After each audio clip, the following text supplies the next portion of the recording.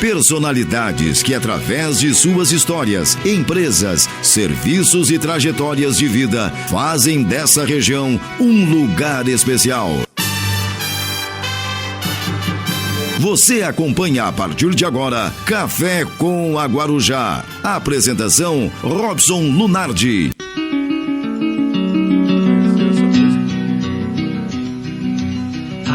Just a poor boy, though my story is seldom told. I squandered my resistance for a pocket full of mumbles. Such are promises, all lies and jest. Still the man hears what he wants to hear and disregards the rest. Muito boa tarde, senhoras e senhores. Sob a direção de Taíno da Silva Librelato, coordenação de jornalismo de Adriano Gelleri.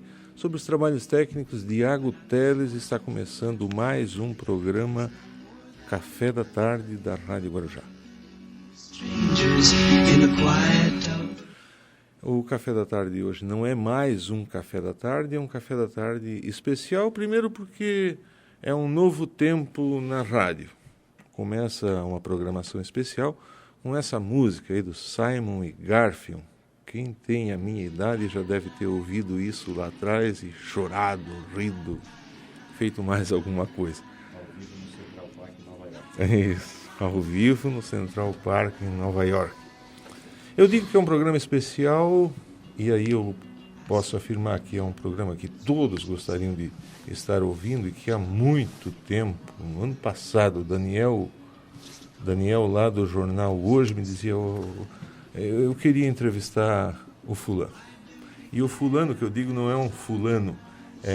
Eu converso a partir de agora com o pai do Hudson, da Renata, do Fabian, filho do seu Berto, da dona Carolina, homem de posição, médico, ex-secretário de saúde, pessoa ligada à política que tem opiniões e opiniões fortes.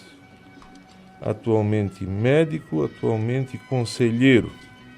Eu converso a partir de agora, honradamente, com o Dr. Arcângelo Librelato.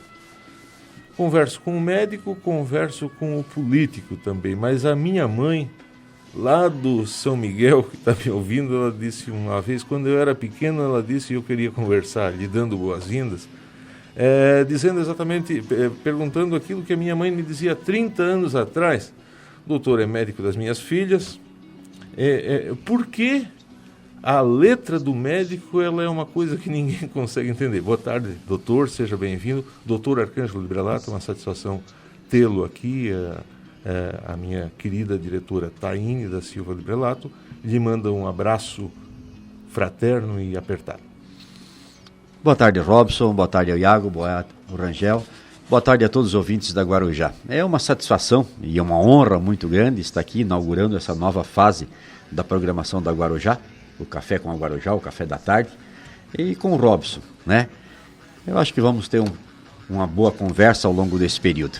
Para começar, dizer por que a letra do médico é feia. A minha e para os meus contemporâneos com uma única razão. A gente não tinha como comprar os livros de medicina, que eram muito caros e eram poucos, tá? Então a gente praticamente tinha que escrever tudo aquilo que o professor falasse na aula. Até o final do segundo grau, a minha letra era linda, redondinha, toda padrão.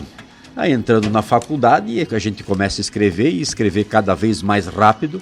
Isso faz com que a letra vai ficando cada vez mais feia. E chegou uma época que eu costumava dizer, quando eu escrevia, só eu e Deus entendia. Quando chegava em casa, só Deus, porque eu não entendia mais. Mas é que é um mito isso, então, de dizer assim, que é para a gente não saber a doença que tem, pro farmacêutico, só o farmacêutico, então isso é mito. É tudo bobagem, o trabalho, não tem nada, é o trabalho. Imaginem as pessoas, quantos cadernos a gente tinha que escrever, quantos cadernos eram ali no final do mês a gente tinha, para revisar depois e estudar.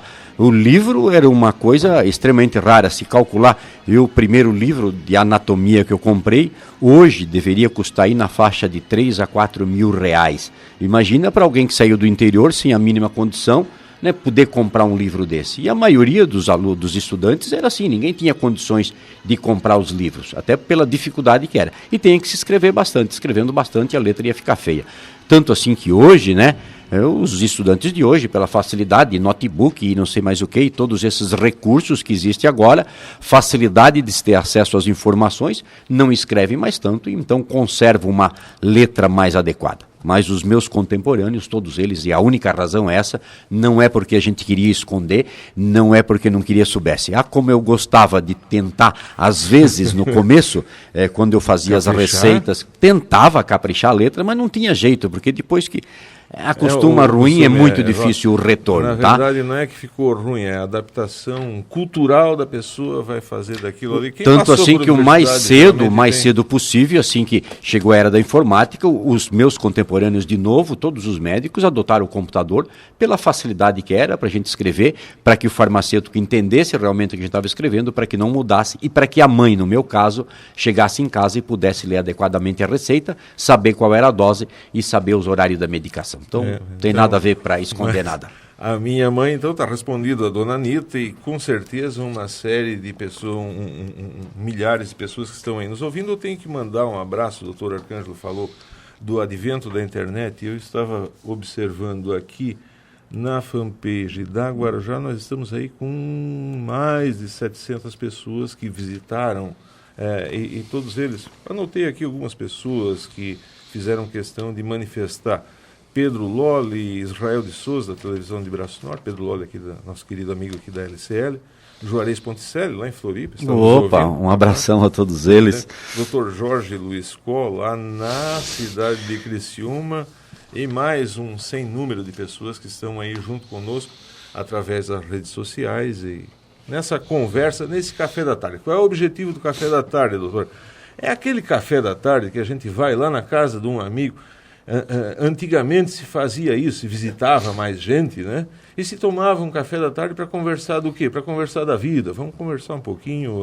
Eu não sou jornalista, embora tenha tido a graça de ter estudado um tempo lá com o nosso querido Tadeu Librelato, lá na Unisul, mas a minha profissão é museólogo. Eu vou tentar entender.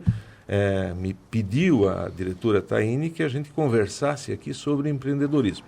Vou tentar entender como é que uma pessoa de sucesso, igual ao doutor Arcângelo, chega nesse ponto. O doutor nasce aqui em Orleans, né? Eu nasci nas corridas, no interior de Orleans, em 1953. Morei até 53, em 64, a minha família... Em 65, na verdade, viemos aqui para baixo, para o Samuel Sandrini. Quantos irmãos lá na corrida? Uma porção. Lá nós éramos em 10. O último nasceu aqui embaixo no Samuel Sandrini, que foi o Gilmar. O mais velho era quem? O Lali? O mais velho, a Bica. A Bica, depois o Lali, aí a Maurina e a Salete, 2 mulheres. Aí depois vem o Arcângelo e mais uma fila de homem. Eu abri uma fila. O Lúcia vem depois de mim, aí o Lúcia, o Jim... O Miri, o falecido Tadeu. Não era pequeno lá, como é que era a casa que vocês moravam? Uma casinha de madeira bem velha, tudo meio amontoado, o colchão de palha daquele colchão. Dormindo no colchão de palha quantas vezes. Barulhento à noite? Barulhento, a lamparina, aquilo deixava. Chegou a morar em casa sem energia elétrica? Sim, a energia elétrica, só que depois que nós viemos aqui para o Samuel Sandrini, aqui que foi comprado, o pai comprou o terreno da Samuel Sandrini, falecido Samuel Sandrini, o Alexandre Sandrini, da antiga charqueada. Pai, né? Do seu Lucrezio aí, da família Sandrini. Da família Sandrini, que tinha a charqueada ali embaixo. Aí a gente veio para ali, eu acho que 2, 3 anos depois que veio a energia, mas lá nas corridas, até 1964, sempre na lamparina. Contavam muita história à noite, passou nesse tempo? A família dos italianos não era muito disso, né? Mas sempre tinha algumas coisas, né?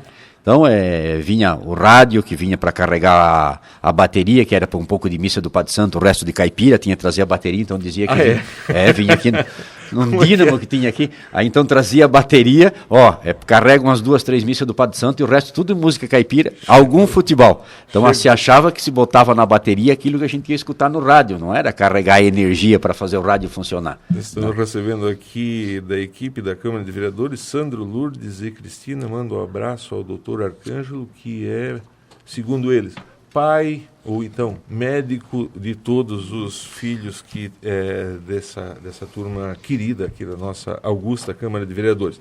Não só dos filhos, mas de alguns também deles mesmo também. Ah, é? É. Depois nós vamos falar disso na questão da medicina.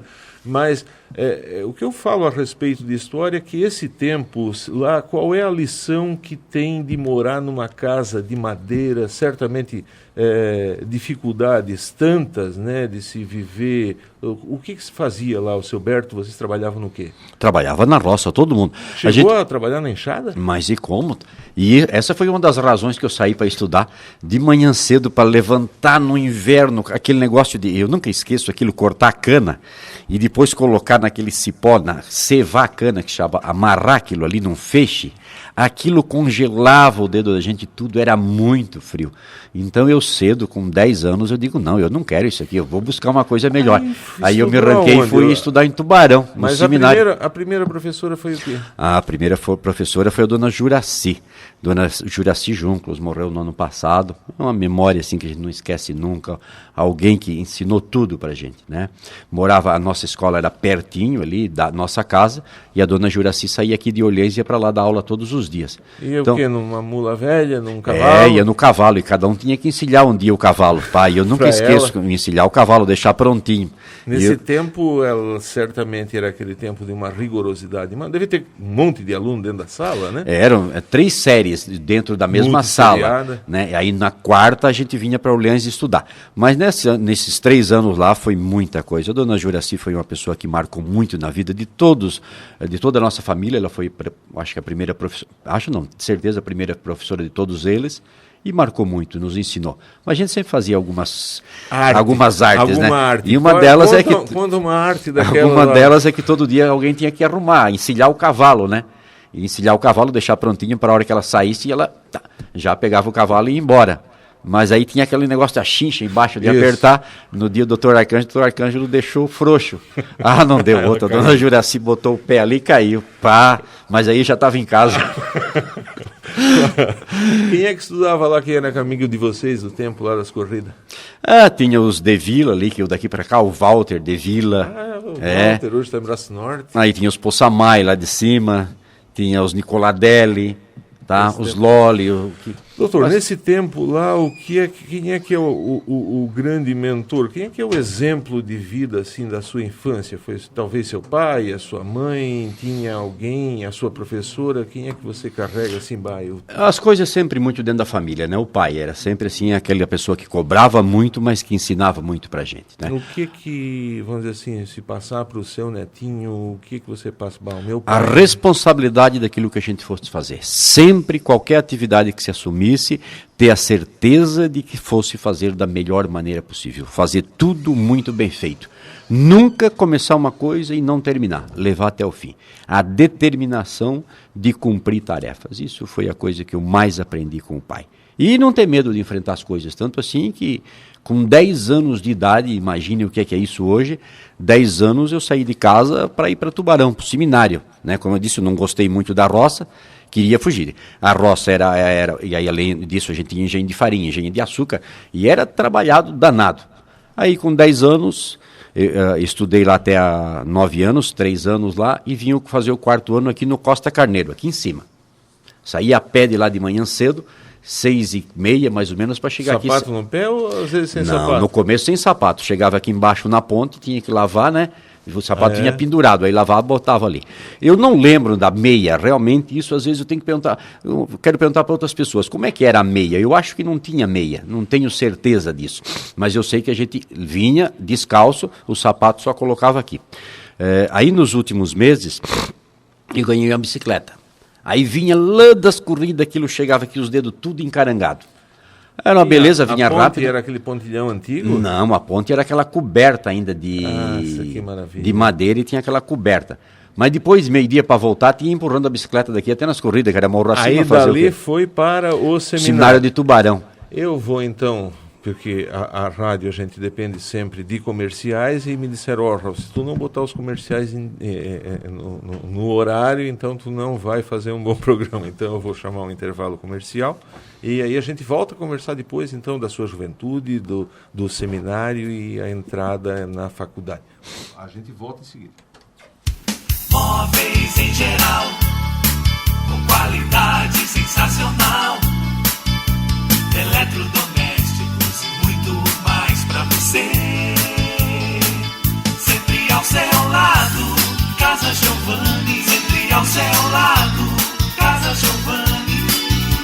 Tem tudo o que você precisa, Casa Giovanni. Em São Lugero, telefone 3657-1149. Em Braço do Norte, 3658-6209. Uma floresta mágica, com árvores vivas e patas no ar, gigantes e dinossauros nos fazem sonhar. Terra mágica Florival, pra toda a família se divertir. Terra mágica Florival, venha pois seu mundo de sonhos está aqui. Parque Terra Mágica Florival. É mágico estar aqui. Acompanhe o programa Preto no Branco, todos os sábados, direto da Churrascaria Azulão 2, anexo ao Real Nobre Hotel, a partir das 11h30. Almoço delicioso com buffet livre e aquilo, todos os dias, inclusive no final de semana, com atendimento de uma equipe preparada. Churrascaria Azulão 2, servindo você com qualidade. Reservas, ligue 3466-0457. Brilha uma luz na cidade que marca a gente de verdade. Supermercados Homer, o endereço da dona de casa inteligente. Economia, qualidade, preço sem concorrência. Entrega a domicílio. Nossa preocupação é o bom atendimento. Conheça a nossa seção de carnes, frutas, verduras fresquinhas. Supermercados Homer, em Orleans, Rua do Hospital, fone 466-0198. Supermercados Homer.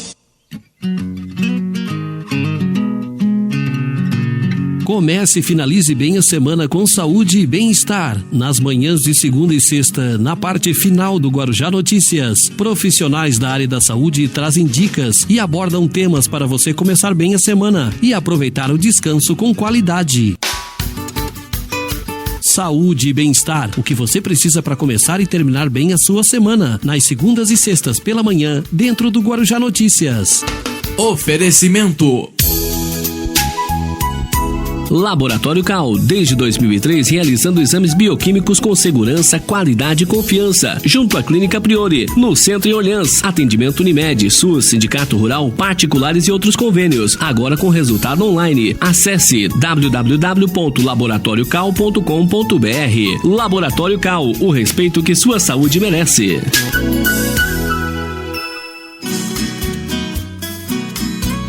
Todos os domingos na Guarujá, das 6 às 8 horas, Brasil Sertanejo, e das 9 às 12, Domingo Alegre. Apresentação Silvestre Esprícigo. Apoio Vitalino Ribeiro Popular Bicho do Milho. Oferecimento Fabiano Baterias, Tonis Lanches, Ibrapis Af Indústria Brasileira de Alumínio e Plásticos S.A., Churrascaria Baggio, Gelos Uruçanga, Nosso Açougue Bendo Limitada, Orleans Auto Center, Mercado Antonello, Cantina e Pizzaria Dade.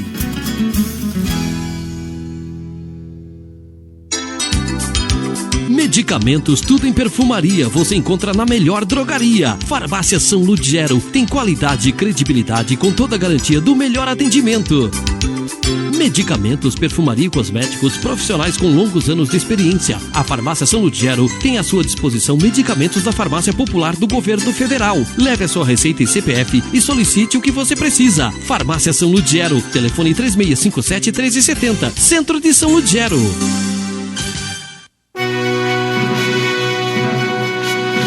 Personalidades que, através de suas histórias, empresas, serviços e trajetórias de vida, fazem dessa região um lugar especial.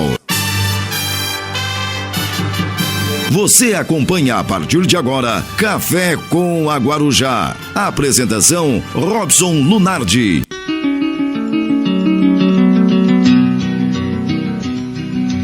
I am just a poor boy, though my story is seldom told. I squandered my resistance. Voltando então ao som de Simon e Garfunkel, essa música linda, mas tão linda quanto a história de vida, a trajetória de trabalho, e foi o que eu percebi aí no primeiro bloco, a história de trabalho do Dr. Arcângelo Librelato, que está dando essa bela aula de história para nós.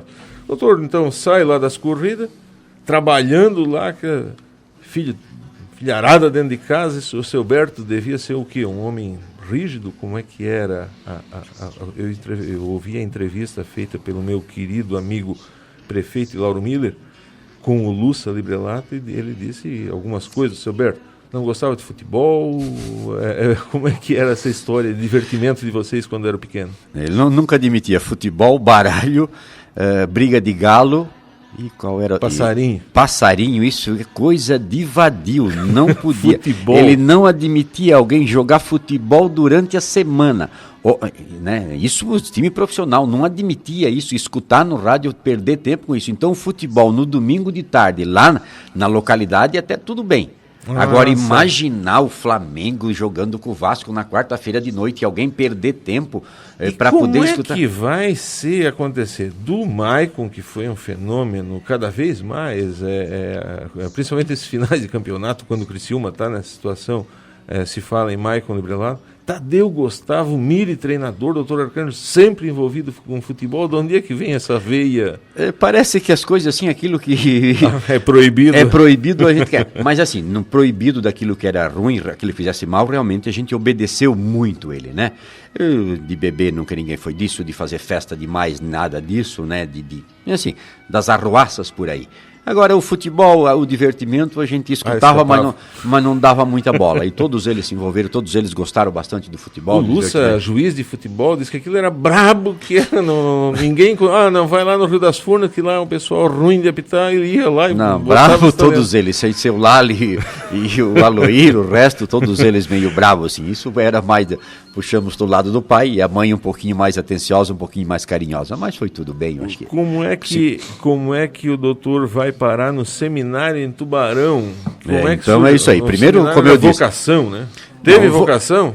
Ou não, quis sair da roça? Eu quis sair da roça, na verdade. Então, os italianos tinham que ir para o seminário e uma para os conventos, né? Tinha a Maurina, que foi a mais velha, não mandaram para o convento, mas para um colégio de irmãs para ela estudar em Tubarão, o Colégio São José em Tubarão. Maurina, né? Isso. E aí depois tinha que alguém estudar no seminário, né? E eu, então... Foi de trem? Foi de trem, de Quando trem. Quando conheceu o Tubarão? Foi logo nesse tempo? Não, eu tinha ido, tinha a minha irmã, a Bica, já morava aí em Tubarão com frequência, então eu já tinha ido para Tubarão uma vez com ela.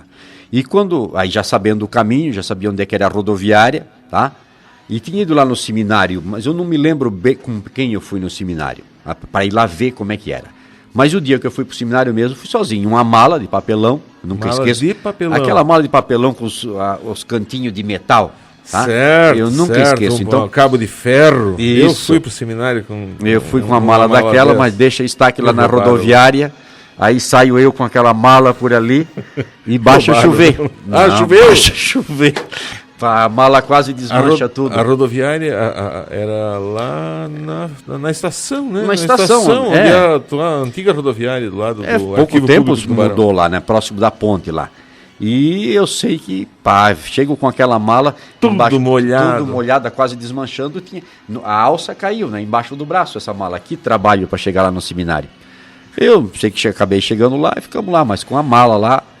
Doutor, me diz ficando 4 meses sem vir em casa, com 10 anos de idade. Então, o gosto de ter entrado no trem pela primeira vez é a mesma coisa que quem embarca no avião a primeira vez? Mas bota novidade nisso. Como é que foi? Como é que foi? É difícil tu descrever esse sentimento, né, Robson? Isso, tu imagina... Assim, saiu de casa, abraçou a mãe, chorou no dia? Não me lembro desse detalhe, realmente. Como é que eu tive coragem disso, entendeu? Se hoje paro para pensar... Com 10 anos, 10 anos de idade, eu me lembro que o pai e a mãe trouxeram até aqui na estação, né? Júnior. Então, viemos ali, e dali eu fui sozinho lá para Tubarão, tá? E chegando lá... 5º ano isso?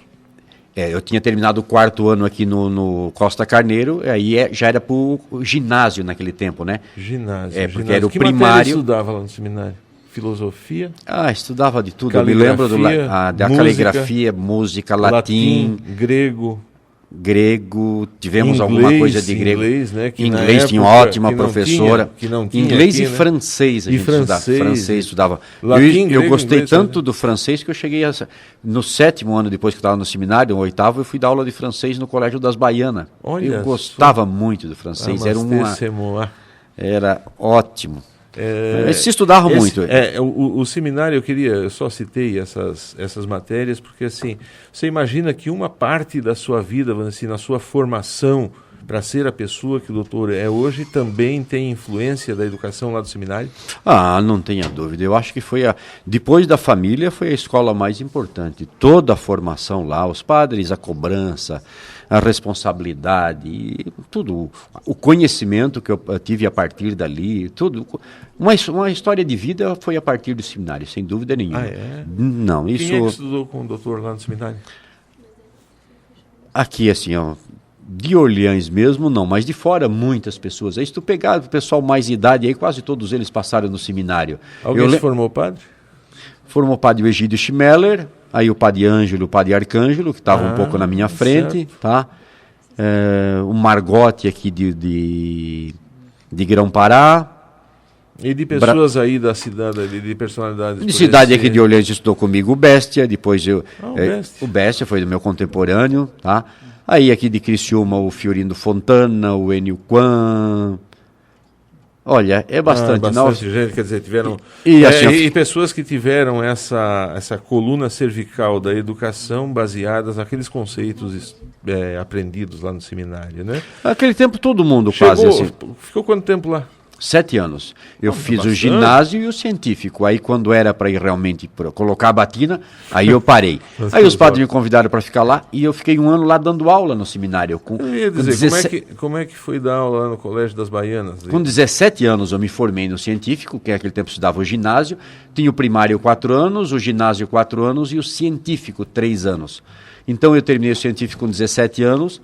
E aí me convidaram para ficar 1 ano lá. Eu não sabia o que queria da vida ainda, estava meio perdido. Eu digo, então eu fiquei lá, dando aula. Aí nessa época eu dei aula para o Dr. Jorge Koch, dei aula para o padre Lino Brunel, dei aula para o Dalmo. Acho que dei aula para o padre Elias também, para o Dalmo Michas. Era de uma turma lá, eu sei que 40 alunos. Então eu estava na 7ª, tinha terminado o científico e eles estavam na 4ª série do ginásio. Então tinha 3 anos de idade de diferença. Eu tinha 17 e eles estavam na faixa de 14. E eu dava aula para esse pessoal. E dei aula de português, dei aula de biologia, que eu já gostava muito. E dei aula de francês. E aí, por causa desse francês, tinha uma freira ali que dava português pra gente e convidou para dar aula de francês no Colégio das Baianas. Então, a partir dali eu também fui fora da aula em oficinas. Eu quero dizer que eu estive 5 anos junto aí, ao meu tempo era do Zé Ney Ascari, do Giovanni Ascari, que se formou padre, e mais um sem número de gente aqui de Orleans. Não constatação, mas só dar esse depoimento, assim, que para ser professor do seminário tinha que ser muito inteligente. Tem que ser assim, alguém acima da média, porque as notas lá, assim, o estudo era extremamente rigoroso. Eu vou voltar então para o intervalo comercial agora, 17 horas, depois a gente volta conversando, aí vamos falar um pouco de medicina. Eu penso que esse assunto, assim, aí sim, a Isabel Cristina e as pessoas que pediram para falar sobre esse assunto vai ser comentado aí sobre aquelas perguntas que me fizeram aí a respeito de medicina.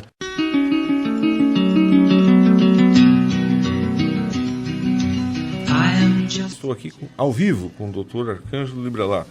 Alguém disse, não vai vir, coisa assim. Não, eu conheço, porque o pouco que eu conheço do Dr. Arcângelo não é a gente dizia lá no interior de correr da raia. Essa é uma das características, doutor, de não correr da raia. Eu penso que isso tem muito a ver com a profissão do médico, né? O médico tem que enfrentar isso tudo e essa característica você imagina que seja dos librelatos, não só do Dr. Arcângelo, especificamente do Dr. Arcângelo, seja por ser médico isso, de enfrentar as situações que muitas vezes algumas pessoas correm. Isso é uma coisa de médico mesmo, o doutor aprendeu isso na medicina? Eu acho que 3 coisas, Três situações ajudam a isso. Primeiro, a própria descendência italiana. Os italianos são um pouco teimoso, né? De teimoso, ele não corre da parada. Segundo, a família, pode ser. Os irmãos todos, né? A gente nunca teve medo de nada e sempre enfrentou. E a medicina, então, deu mais coragem ainda. Não tem como tu tá num plantão e tá sujeito a receber paciente de qualquer gravidade, tu tem que enfrentar aquilo ali como uma coisa absolutamente normal. E isso faz com que a gente não tenha por que fugir de qualquer situação. Ele tem que encarar e tentar resolver da maneira mais prática, mais fácil e mais rápida possível. Então não tem por que, imagina, sair, deixar de dar uma entrevista ou falar de determinado assunto. Eu nunca fui afeito a essas coisas e eu acho que isso faz um pouco a diferença e às vezes a gente tem alguns desafetos, porque a gente nunca parando muito para pensar e sempre enfrentando as situações, às vezes pode desagradar determinadas situações de determinadas pessoas. Mas, por outro lado também, se algum dia desagradei algumas pessoas, elas se desagradaram comigo, também é coisa que... aquilo que aconteceu ontem, no outro dia, nada, continua absolutamente normal. Circunstância do destino por ser verdadeiro. Quando é que surge? Eu lembro que quando eu fui para o seminário, o padre dizia, vocês não têm uma profissão, vocês têm uma vocação. E tem três questões no mundo que são chamados... eu digo os homens de saia, tem quem diz que é a máfia dos homens de saia, do tempo lá do Império, que médico, juiz e padre, né? Eram os que tinham dinheiro para ir para uma faculdade e voltavam de navio lá para Lisboa, aí segue a história. Mas o doutor se forma num momento que ser médico era a profissão daqueles homens de saia. Quando é que surge a sua vocação para ser médico? Foi nesse ano que eu fiquei ali dando aula no seminário. A partir dali, primeiro, para dar aula era tão fácil, eu já sabia aquilo tudo, não precisava preparar as aulas e tinha muito tempo para ficar pensando outras coisas, imaginando. E foi quando, naquele tempo, curar a alma, curar o corpo, curar a alma. Como não vou curar a alma, mas não é o meu lugar, então quem sabe eu vou curar o corpo. Aí fiquei ali um ano dando aula e resolvi, em novembro, dezembro, não me lembro bem qual foi a época, e encarei de novo sozinho. E na época fui sozinho realmente para Florianópolis, com 17 anos, no tempo do Rápido Sulino, parece que era isso. Rápido Sulino. Aqui por dentro, na Santa Rosa de Lima. Nossa, isso para chegar em Florianópolis foi o maior trabalho. Alguém vomitou na estrada? Isso era de tudo. Tinha um porquinho, uma galinha? Porquinho, galinha, gato, cachorro. Dentro do ônibus? Dentro do ônibus. E lá em cima chegou e alguém tinha um tablado em cima, eu vejo isso em fotografia. Gente, isso é verdade? Isso existia, mas nas viagens mais perto. Para Florianópolis, não me lembro da época de ter isso. Mas eu Sulino? Fui com o Rápido Sulino e para lá, aonde parar? Eu não tinha onde parar, nem sabia. Eu tinha escutado falar da pensão da Palmira, que era do seu Raulino Sandrini, dos Sandrines aqui de Orleans. Alguns tinham ido para Florianópolis e ela tinha uma pensão na rua Tenente Silveira. E eu parei lá... Nesse tempo já tinha a Ponte Grande ali ou era a ponte... Aquela bonita... Florianópolis? Isso. Não, isso levou muitos anos. E história de fila, ficar 1 hora na fila todo dia de manhã para atravessar a ponte e de tarde. Não. A ponte ali foi a partir de 78, mais ou menos. Era só Hercílio Luz? Só Hercílio Luz com fila. Mas eu sei que eu fui lá para dentro de Florianópolis e vou parar onde agora? Tá? Aí vou na Palmira não tinha mais lugar para ficar. Aí descobri que tinha uma turma de Orleans, estava lá fazendo o vestibular. Aí estava o Nini De Biasi, estava o Pipa, estava o Laércio Crozeta. Eu sei que tinha o João Abílio, tinha uma turma de Orleans que disseram, vai lá que lá tem lugar. Aí arrumei um lugarzinho para parar lá. E... Aquela mesma mala que só tinha mudado a mala de couro. Não, a mala lá não, era uma sacola diferente, bem pior do que a mala, mas não tinha.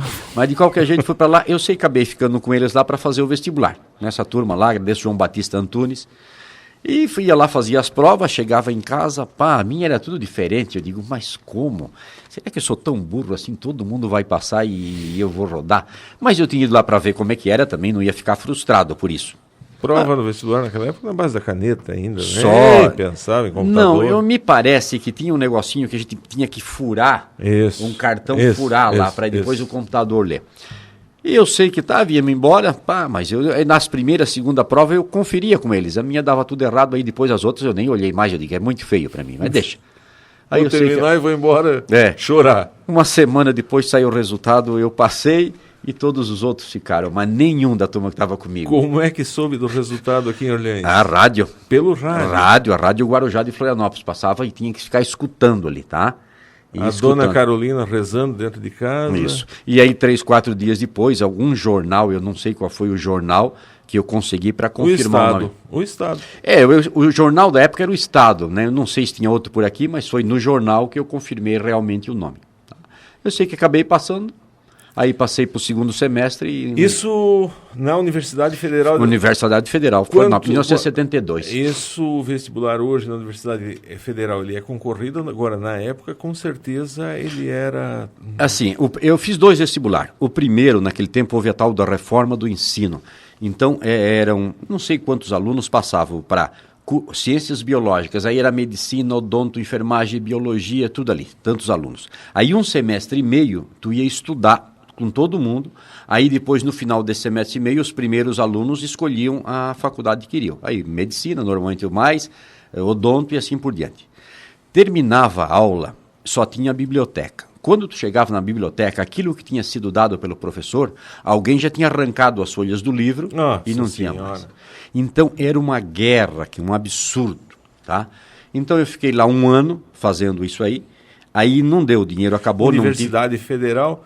Se fumava maconha, viu alguém lá dentro do campus fumando? Eu nunca fui chegado muito nessas coisas, Robson. Mas se de ver, não, eu não sabia, maconha era muito do interior, assim, não tinha noção disso, certo, nem sabia o que era essas coisas. Então, nada. Mas assim, eu sei que daí fiquei 1 ano lá, acabou o dinheiro, não tinha mais como ficar lá, e eu vim embora para ganhar um dinheirinho. Aí fui dar aula aqui no seminário, tá? Aqui no seminário de Orleans. Porque acabou o dinheiro, acabou. Não tinha mais como estudar, não tinha, ia para lá, né? Acabou o trocadinho que eu tinha, vim aqui, fiquei aí 1 ano dando aula aqui. Aí fui fazer o vestibular de novo, mudou. Aí era vestibular direto para medicina, direto para odonto. Aí isso 74. Aí eu fui lá, fiz o vestibular de novo e passei pela segunda vez aí para medicina. Aí beleza, aí já encaminhei. Aí teve... em 74 o doutor estava onde? Aqui? Eu estava A enchente pegou aonde? A enchente eu tinha ido para começar as aulas, porque a enchente foi em 31 de março de 74 e as aulas tinham começado no dia 15. Eu não me lembro com certeza se a aula eu tinha ido lá para a matrícula. E quando eu estava voltando, aí deu a enchente. Tanto assim, estava o Adilson Carbone e eu, o Adilson tinha feito para engenharia civil também, e nós íamos até Tubarão, meio de carona, e de Tubarão para cá viemos a pé. Isso, mas Tubarão para cá, pé? Viemos a pé, até Braço Norte, aí dormimos no Braço Norte num parente do Carbone lá, e no outro dia... Não sei, um trabalho para passar o Rio de São Gero, lá que fizeram uma binguela lá. Vocês vieram com tudo destruído? Tudo, não tinha nada. E as notícias daqui, da mãe, dos irmãos, não pai? Tinha nada. A gente tinha procurando chegar em casa para ver se sabia alguma coisa. Nenhum contato, que telefone, essas coisas, nada. E a relação com a família aqui era através de carta? Só isso, Robson, não existia outra coisa. Telefone, eu acho que quantos anos depois para poder dar uma ligadinha. Então a gente mandava uma cartinha de vez em quando, uma ou outra, tá? Mas só mandava também, porque receber ninguém, praticamente, quem é que ia mandar uma carta da família para lá? Isso não existia. Isso não tem mais nenhuma carta dessas guardada por aí dentro do álbum de fotografia. Essas coisas eu sempre fui muito relaxado a jogar fora. Eu nunca gostei muito de guardar coisas. Eu sempre quis a coisa mais na frente. E nesse tempo lá, vamos dizer assim, nesse primeiro tempo de faculdade lá, chegou a chorar, vamos dizer assim, viveu no momento lá? Nossa, vocês não imaginam que é no final de semana. Primeiro, sem nenhuma condição financeira, né? Tinha que comer lá mal no RU, que era fora, a única coisa que a gente tinha garantido era o almoço. O resto era um lanchezinho que se fazia, final de semana, sábado, domingo não tinha. Né? Quantas vezes no domingo comer pão com margarina só era do almoço do domingo? Isso, muitos anos, muito tempo. Aí depois, a partir do segundo ano, eu consegui lá dar aula no cursinho de vestibular, pré-vestibular. Barriga Verde, que era o cursinho da época, e Universo. A partir dali, aí eu estudava durante o dia e ganhava um trocadinho de noite dando aula no cursinho pré-vestibular. Aí minha vida já melhorou, já foi uma beleza. Nas férias voltava para cá e vinha trabalhar? Sempre vinha para trabalhar. Entrevista do Lúcio. Principalmente no seminário, naqueles anos de férias, sempre vinha trabalhar no batente. E ajudei a fazer a primeira carroceria da empresa. construir a primeira serraria com seu Arduino Burato lá das corridas, que veio lá do Rio Hipólito morando nas corridas no nosso terreno, e foi construída a primeira serraria, e eu era o ajudante do seu Arduino Burato ali, o pai do Burato ali, do gás, dos buratos tudo ali. Na entrevista que eu ouvi do Lúcia, eu quero dizer que eu estou falando, Dona Isabel Cristina, minha querida ouvinte número 1, é minha esposa, no dia de hoje está ouvindo, ela diz, tu fala muito, Robson, mas é isso, nós estamos conversando num café da tarde. O Lúcia, eu ouvindo a entrevista dele, doutor, ele disse o seguinte, ele tinha, assim, a manifestação dele, quando falou do doutor Arcângelo, ela foi muito... afetuosa, no sentido de que disse o doutor Arcângelo, ele vinha de Florianópolis e ajudava a fazer. Foi ele que ajudou a construir a empresa, porque o pai escutava mais ele. Nós fizemos um financiamento e eu dizia que tinha que fazer financiamento porque o juro era barato. E o pai não escutava, nós fazíamos aquelas brigas, mas vinha o Arcângelo, então como o Arcângelo escutava, estudava em Florianópolis, ele acreditava. Teve essa participação efetiva, não vou dizer efetiva, mas assim, ao lado dos irmãos aqui. Mas isso é verdade, realmente o pai escutava, porque eu tinha saído, achava que eu era mais inteligente que os outros, tinha mais conhecimento, me escutava. Eu me lembro do tempo assim, mais antigo, naquele tempo pegava empréstimo do Banco do Brasil. Se um mês antes o pai já não tivesse com o dinheirinho prontinho ali para pagar, isso ele deixava todo mundo doido. Então não podia passar pela cabeça vencer o negócio, então eu tinha o maior medo de pegar dinheiro emprestado. E aí depois eu fui convencendo ao contrário, para a gente ir pegando mais, e que não precisava pagar tudo também no dia certinho, entendeu? Que o banco está lá para emprestar, bastava a gente pagar o juro direitinho. E então nisso, no começo, realmente o pai me escutava muito e o início da empresa foi com esses empréstimos assim, do Banco do Brasil, essas coisas. Mas bastante influência, realmente. Uma entrevista que eu fiz com a dona Maurina, e ela falando sobre a empresa, a dona Maurina disse que o Arcângelo, então, ele deu uma visão para a empresa Librelato, uma visão técnica, vamos dizer assim, de fazer os livros lá, que ele vinha nas férias e fazia o débito. Deve ser o quê? Fez isso? Como é que era? Fluxo de caixa, essas coisas, de anotar, de saber, porque naquele tempo que a maioria, é assim, tu misturava tudo, a empresa, o dinheiro da empresa, daquilo que era teu. Então, de procurar separar um pouco aquilo que é da empresa, cada um ter o seu salário, o livro caixa, aquilo que entra, aquilo que se pagava, anotar tudo direitinho, chegar no fim do mês, pelo menos fazer uma conta, se deu alguma coisa, se não deu. Esses primeiros passos aí eu ajudei bastante. Tá? Então foi uma coisa que aí o doutor bastante. Se formou em que tempo? Eu formei em 79. 1979. Então se formou em 79 e deve ter passado lá em Florianópolis, uma ilha no Brasil da ditadura, teve algum momento, estudando na Universidade Federal, deve ter passado alguma coisa lá dentro, né? 79 foi assim, uma época bem complicada. Figueiredo. Figueiredo, e foi a época do... Não vai me dizer que teve ali, como é que foi aquele evento, o FICO, não, foi o FICO, foi lá do Dom Pedro. A Novembrada? Novembrada, e lá era a nossa turma que estava organizando, eu era... Não acredito. Eu era presidente do diretório, porque tinha o diretório da medicina, o diretório da odonto, todos os diretórios, e tinha o diretório geral. E eu era o da medicina, tá? E a gente, na verdade, organizou uma manifestação contra, ali na frente. O que foi a Novembrada, só para a gente dar uma entendida nisso? Era o tempo daquela mudança, né, da ditadura e coisa, como é que foi? Como é que era assim, a época da abertura, né, que estava próximo, se imaginava, já se brigava por uma eleição direta para presidente. E eu sei que a gente organizou uma manifestação contra, que dizer que estava contra o regime militar. Mas uma coisa lá do pequenininha, dos estudantes, querer mostrar só para o Figueiredo que a gente não estava contente com aquela situação. Começamos lá, eu acho que tinha 20, 30 estudantes no máximo. E aquilo, a praça... Aonde? Lá na frente, assim, o Cruz e Souza, aí está o Figueiredo... Na Figueira ali. Na Figueira, está o Figueiredo lá na sacada do Cruz e Souza, né, com o Jorge Bornhausen, na época era o governador, e a gente começou aquelas palavras de ordem, nem me lembro mais o que era, a gente gritava, uma turminha lá gritando, aquilo daqui a pouco e foi todo mundo e baixou gritar, tomou uma proporção, nós se mandemos. Deixaram o pessoal? Deixamos o pessoal gritando. Essas palavras de ordem lá, falava alguma coisa da mãe do presidente? Não chegava nada, não era para tanto assim, né? Fora Figueiredo, essas coisas, certo. Queremos democracia, queremos eleição, essas coisas assim. Mas Mas aquilo, a população entrou, motorista de táxi, assumiram o nosso papel.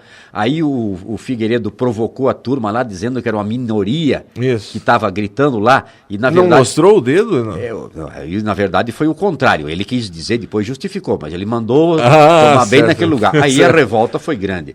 Aí, principalmente motorista de ônibus, de táxi, entraram tudo no rolo. Aí ele desceu lá justamente para dizer assim, não, eu tenho coragem e vou enfrentar essa minoria aí. Aí que a população bateu e o César Caos enfiaram a mão na cara dele, na orelha, eu sei que... E esse evento tomou uma proporção nacional. Qual é a avaliação, vivendo então aquele momento, não posso deixar de perguntar, qual é a avaliação que o doutor faz dessas manifestações que tivemos há dias atrás aí também de estudantes, a sua avaliação? Perto daquela época, a melhor definição foi o Lobão que eu li, para essas de agora. Parece uma escola de samba mal ensaiada. Não tem nem... Naquela época, realmente, o movimento estudantil era forte, era organizado. E a partir daquele dia ali, eu estava falando numa coisa pequena, mas aí prenderam 5 colegas nossos de faculdade diferente, uma inclusive da medicina, tá? Ficaram presos. A partir dali, os estudantes foram para a rua, organizado. Aí veio realmente a novembrada, que a coisa foi difícil daí. Chegar dias assim de ter 8, 10 mil estudantes ali na praça gritando para soltar esses estudantes que tinham sido presos. E na sua avaliação, o estupim tem que explodiu essa bomba, talvez pode ter sido lá aquele movimento de você, aquela reuniãozinha lá dentro da universidade. Mas, com certeza, isso, às vezes a gente se reúne, eu me lembro muito bem, Lígia Giovanella, uma outra colega minha de faculdade que se formou, ela sempre foi mais ligada nessas coisas mais pro lado social, assim, não sei o quê, mas foi ali realmente um outro médico também, Dr. Ronaldo, bem famoso depois, que foi fazer neurologia e participava de tudo. Ali realmente, olha, a partir dali muitas coisas importantes começaram a caminhar depois para eleições diretas e assim por diante. Doutor, como é que... Mas uma outra só, e aí eu eu era o orador da turma. Ginásio Charles Edgar Moritz. Na formatura. Aquilo lotado, imagina, quer dizer... Pediram o seu discurso para... Era obrigado a mandar para o reitor ler, né? E eu mandei. Só que na hora eu fiz outro. Oh, meu Nossa, Deus do então, céu. Eu não sei realmente como é que saí daquele dia lá do ginásio. Seu Berto estava lá, com certeza, família inteira. Toda a família, tá? Mas não sabia da rua. Ninguém sabia de nada, isso não tinha. Como é que eles chamavam de subversivos para vocês? Subversivos, gente, eram os subversivos. Eu sei que fiz um discurso realmente assim, defendendo o pessoal que estava preso lá e cobrando aquilo, cobrando uma democracia, uma volta de eleição.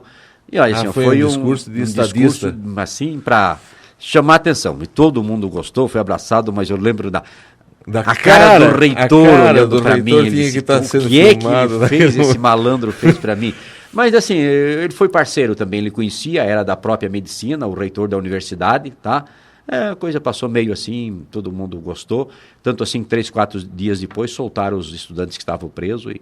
Doutor, me diz uma coisa, como é que era chegar em casa nas férias, assim, certamente só o doutor pode dizer isso, de ver, assim, os irmãos trabalhando aqui na roça, né, o Lúcia, Lali, coisa, e você chegar, como é que era isso? Se abraçavam, como é que era esse momento da família? Ô Robson, é assim, era gostoso, era bom, mas não era a emoção que hoje talvez a gente sentisse hoje. A família italiana era tudo muito reservado, né? Assim, o pai, era uma cobrança direta. Eu não lembro de ter recebido o abraço do pai, aquele negócio carinhoso. A família não era disso. Depois, com o crescimento, com mais envolvimento, que vai mudando. Mas naquele tempo não tinha muito disso. Claro que, beleza, voltou para cá, que bom, vamos estar junto agora nas férias. Se sentia essa alegria. Mas o sentimento que a gente tem, que vai adquirindo depois, a convivência com mais situações, é que muda. Tá? E outra coisa, aí como é que foi a sua formatura lá? Se forma... Seu Berto foi lá em Floripa? Foram todos, a família inteira Kombi, foi lá? Foi uma Kombi. Foram de Kombi, mas foi bem legal.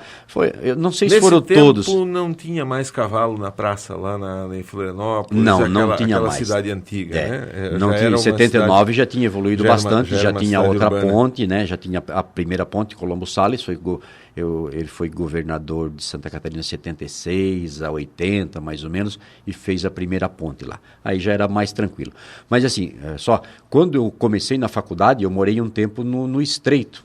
Então eu tinha que acordar 5:30 da manhã para chegar às 7h30 lá, que as aulas eram todas lá no Hospital de Caridade.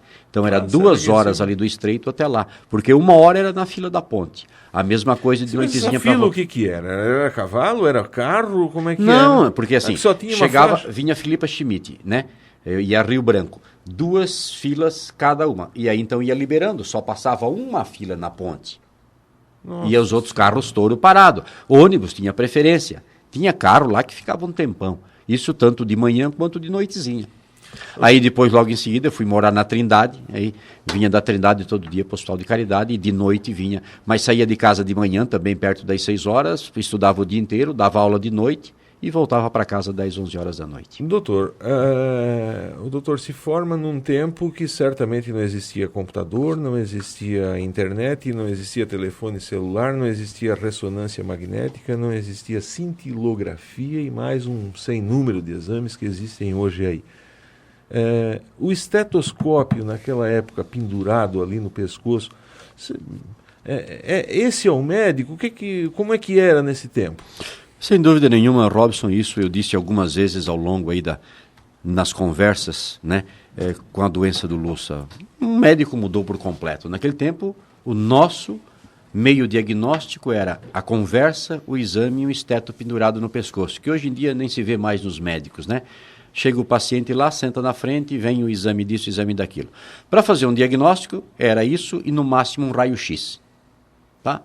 Hoje, aí vem o raio-x, vem o ultrassom, vem a tomografia, a ressonância, a cintilografia e mais não sei o quê, para fazer o mesmo diagnóstico.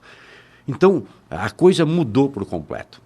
Naquele tempo, a nossa formação era muito acima da média daquilo que era hoje. A cobrança... Melhor? Mas muito, nem comparar. Assim, imaginar aqueles professores que a gente tinha naquela época, quando eu lembro do Dameral, do Otimar Bauer, do Ney Mundi, quer dizer, nós tínhamos médicos realmente de vocação. Era aquele pessoal dedicado, que gostava de trabalhar, de resolver a doença das pessoas e de transmitir para os seus alunos. Vocês tinham aula de filosofia na medicina? Tinha, no começo sim, até o 5º semestre. Tá?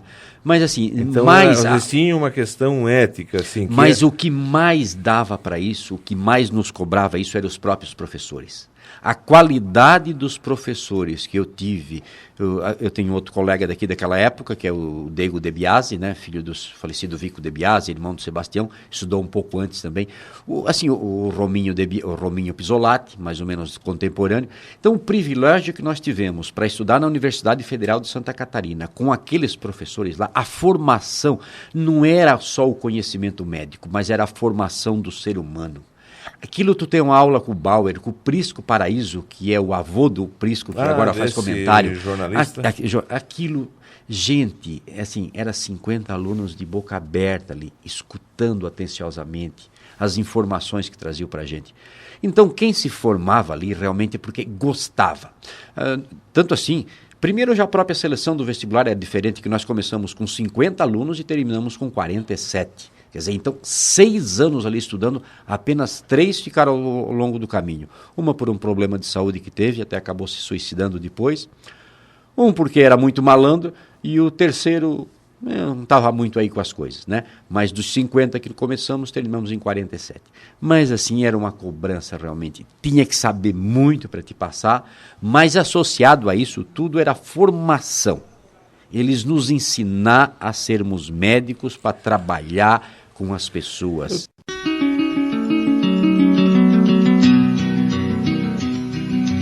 Estou entrevistando honradamente aqui no estúdio 1 da Rádio Guarujá, sob a direção de Taine da Silva Librelato, a minha querida diretora. Estou aqui ao vivo com o Dr. Arcângelo Librelato. Estive numa exposição lá no Parque do Ibirapuera, na Oca do Ibirapuera, a exposição Corpo Humano, assim, aquilo lá, para quem pensa em ser médico, eu penso que vocês deveriam dizer, vai lá e visita aquela exposição, porque dá para a gente refletir, assim, o que a gente é, né?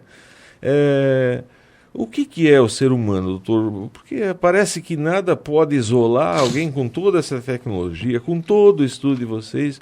Não dá para isolar uma pessoa dentro de uma sala e deixar ela imune da desgraça de uma doença fatal, e exemplos existem aí em todos. O que você sente assim ao ser médico? Qual é a vocação de vocês? Por que você disse que teve lá atrás, mas tudo bem, todos os médicos que a gente vê aqui em Orleans têm uma situação financeira razoavelmente boa, certo? Acima até da média da população em geral. Mas tem momentos que vocês choram. O doutor chegou a chorar alguma vez? Isso, muitas vezes. Mas lembrando dos meus professores antigos, tinha um que é o Otmar Bauer, um alemão, e ele só dizia assim: o bom profissional tem que ter 3 coisas. Primeiro, competência. Segundo, compromisso. E terceiro, compaixão. Compaixão não é de ter pena, mas de se colocar no lugar do paciente, de se colocar no lugar do doente, para sentir o quanto é necessário melhorar aquilo ali. Não para tirar, para cobrar só o lado financeiro, mas se envolver com ele para que o resultado do teu atendimento seja o melhor possível. E quem tem essas 3 coisas, primeiro, competência, tem que saber. Compromisso. Não adianta eu ter competência e não ter compromisso com aquele doente se eu precisava lá levantar às 3 horas da manhã para ir lá avaliar um paciente, avaliar uma criança. Isso é necessário. E a compaixão tu cobrar, tu ter uma profissão, tu precisa, tu vive daquilo ali, mas é cobrar aquilo que é justo, aquilo que é necessário de acordo com o trabalho que te deu. E muitas vezes deixar de cobrar de tanta gente. Eu ganhei bem na medicina, Deus o livre, para quem saiu das corridas, né? Acho que isso, agora, nunca fui de me aproveitar de ninguém, de cobrar sem ser preciso, de exagerar na cobrança, de não cobrar de quem pudesse Doutor, nunca pagar. pediu para alguém vender um pedaço de terra para ser atendido? Isso, assim, mas nunca me passou pela cabeça. Eu sempre tive dificuldade, na verdade, de cobrar. Eu nunca cobrei nada de ninguém, uma secretária ou alguém lá no hospital. Mas eu, de cobrar diretamente do paciente, sempre tive muito. Isso nunca foi no meu feitio. Forçar a situação, forçar que a pessoa, dizer isso para que ela volte a consultar. Não, sempre assim, atendendo as pessoas, resolvendo aquilo que ela veio me procurar. Se ela gostou do meu atendimento, que ela volte, sempre fui assim. E atender paciente particular, a maioria das vezes convênio, mas assim, reconheço uma profissão que se ganha muito bem acima da média. Mas doutor, muita gente se aproveita demais e fez da medicina uma máquina de ganhar dinheiro. Isso em todos os lugares se vê. Eu entrevistei aqui nessa cadeira que o doutor está sentado, o nado da funerária. Lógico que não tem nada a ver uma coisa com a outra. Eu perguntei para ele qual foi o dia que ele chorou. Ele disse: a gente chora muito, Robson, quando vai lá. E daí ele falou alguns causos. Eu não vou nem perguntar a questão do Lúcia, do Lali, do Tadeu, mas assim, o doutor às vezes costumava chorar de noite em casa, sei lá, de ver uma mãe, uma criança morta, ou de ver alguma coisa que as pessoas comuns não veem? Isso é comum. Agora, diz assim, a gente sempre tem a vantagem de até o último momento tu não te envolver emocionalmente. O lado emocional sempre fica para depois. Não sei, às vezes eu me paro para pensar o porquê disso.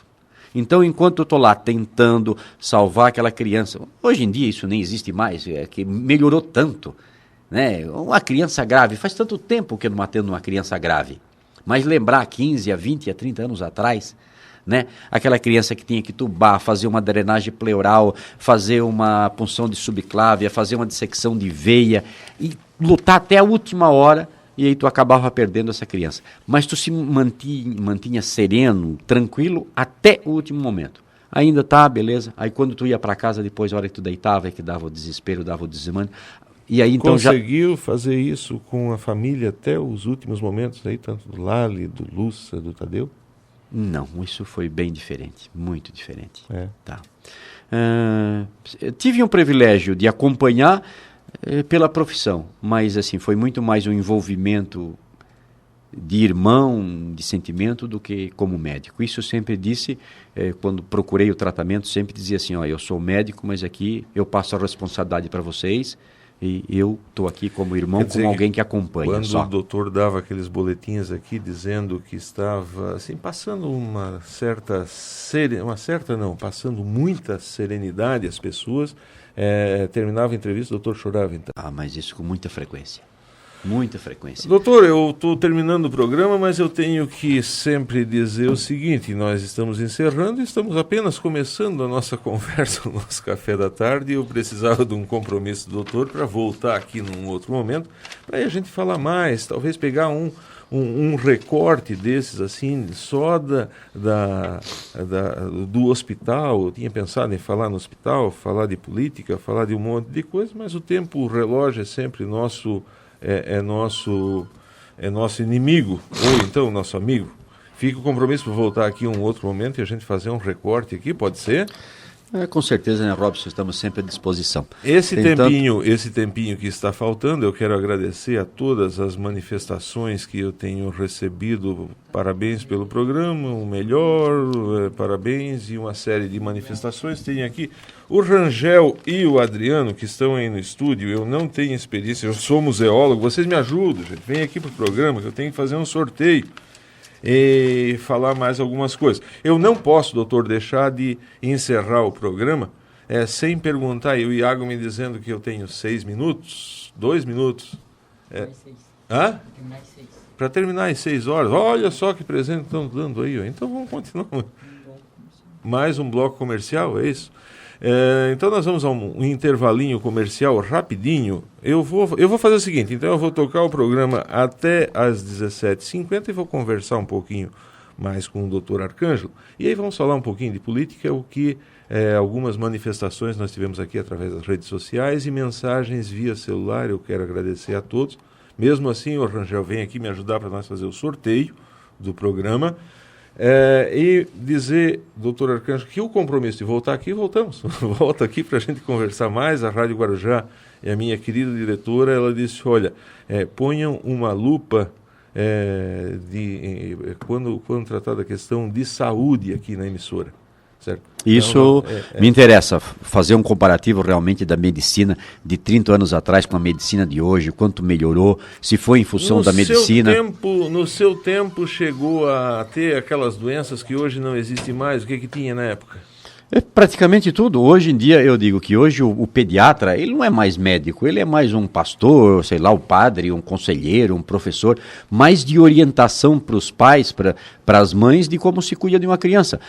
Com a vacinação em massa praticamente, com a melhoria da educação dos pais e com a melhoria das condições de saneamento básico, não existe mais criança doente. Quando o doutor chegou aqui, o que tinha aqui? O que tinha? Então, vou dizer, eu internava em média, nós éramos em 2 pediatras e nós tínhamos 50 a 60 internações por mês. Meningite. Meningite matava. Matava, e não tinha assim... Chegou a haver morte disso? Lógico que viu. Algumas sim, mas com certeza. Mas era coisa frequente, 3, 4 por mês. Meu Deus! Pontada, aquilo de água no pulmão com derrame pleural. Era difícil a semana que nós se atendia um caso desse.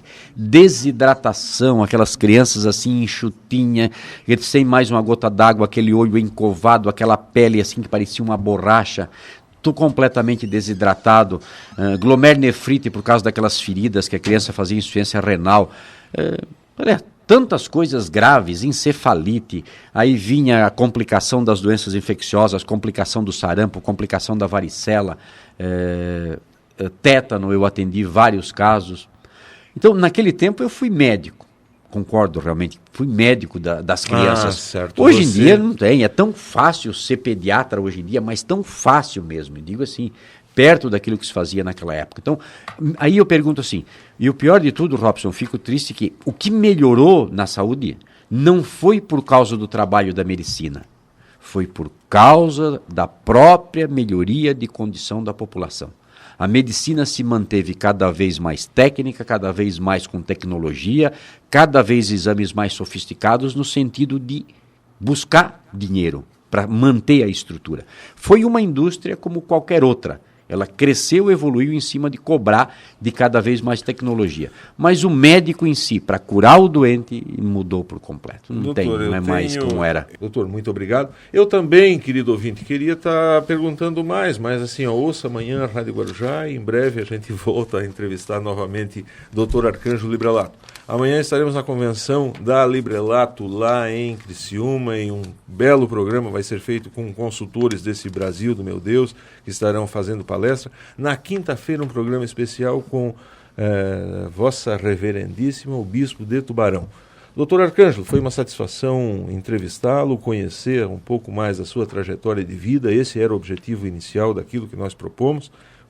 Foi uma bela aula de história, de cultura e de trajetória de vida para esse programa. Volte sempre a essa rádio. Abraço.